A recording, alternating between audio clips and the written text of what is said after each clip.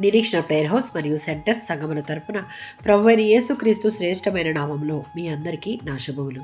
ఈరోజు దేవుని వాగ్దానం 99వ సంకీర్తన 6వ చరణం. వారు యెహోవాకు మొరపెట్టగా ఆయన వారికి ఉత్తరమిచ్చెను. ఈ వచనంలో వారు అనగా మోషే, అహరోను, సమూయేలులను చూడవచ్చు.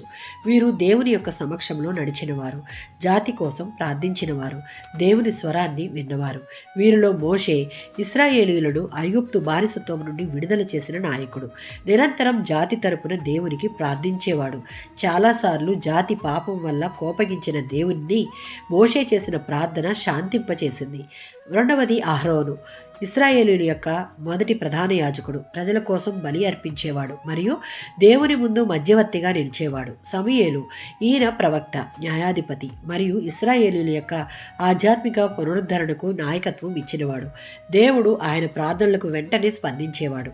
ఈ ముగ్గురు ప్రతిరోజు జాతిని దేవుని దగ్గరకు తేవడంలో కీలక పాత్రను పోషించారు. 99వ సంకీర్తన 6వ చరణంలో వీరు ప్రార్థించగా యెహోవా వారికి ఉత్తరమిచ్చెను. ఇర్మీయా గ్రంథం 33వ అధ్యాయం 3వ వచనం. దేవుడు తన ప్రజల ప్రార్థనలకు ప్రత్యుత్తరం ఇచ్చేవాడు. నాకు మొరపెట్టము, నేను నీకు ఉత్తరం ఇచ్చేదను అని సెలవిస్తూ ఉన్నాడు.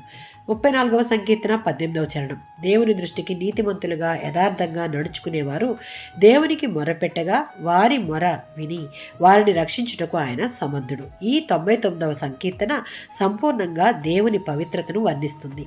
ఈ ముగ్గురు దేవుని దృష్టికి యోగ్యంగాను పరిశుద్ధత నిండిన హృదయంతోనూ నడిచారు. అందుకే వారి ప్రార్థనలు దేవునికి ప్రియమైనవయ్యాయి, జవాబులు వచ్చాయి. ఈ వచనంలో మనకు మాదిరిగా నిలిచిన మోషే, అహరోను, సమూయేలుల వలె దేవునికి ప్రియమైన వారి వలె పవిత్రత నిండిన జీవితాలు జీవించేవారమైతే మన ప్రార్థనలు కూడా దేవుడు విని వాటికి జవాబు దయచేస్తాడు. ఆమేన్.